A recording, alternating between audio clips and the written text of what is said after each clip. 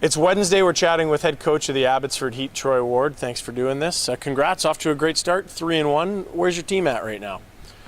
Well, thanks, Ryan. We're feeling out our process right now.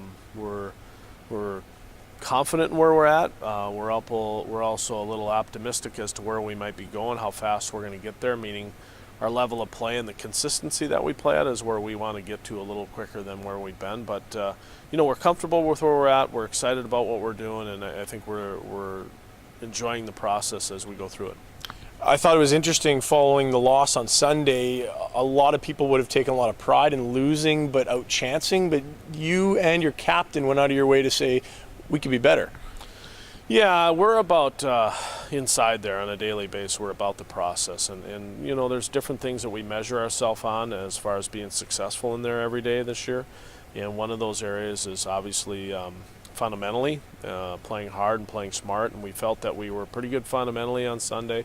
Felt that we were very smart in a lot of ways. The part we didn't like was we didn't like our hard, and so our captain is the ultimate warrior in terms of hard. And if he's not happy, obviously I'm probably not happy. So we're both on the same page with our performance. All right, so from last weekend to this week, some transactions. Mitch Wall sent to Utah to get some time on ice. John Armstrong returns from what I expect was a similar situation. You just got a lot of bodies at forward right now, don't you? We do have a lot of bodies, and Calgary has gotten healthy above us right now. They've got a lot of forwards, so there's going to be some movement right now within our organization.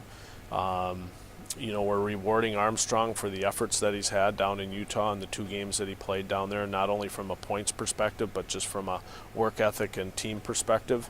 And Mitch, nothing that Mitch did wrong or right here. It was just the fact that his window of opportunity here is really either the first or second line center. And with Byron and Walter's play here on a consistent basis, there wasn't a lot of ice time available for Mitch right now. And he didn't get a lot of ice time last year with his injuries, so we felt it was important to get him into games and get him into playing situations as soon as possible. So we put him down where he could play this weekend. How important is it for team guys to see Armstrong return, and then if in the future other guys are assigned, there's still opportunity to get back? It's not like you're being sent to Siberia, right? Well said. Yeah, it's real important, and this organization from the time training camp started a little bit with the new mantra and how we're doing things within the organization is more about just earning your keep. And the quotation was the cream will always rise to the top.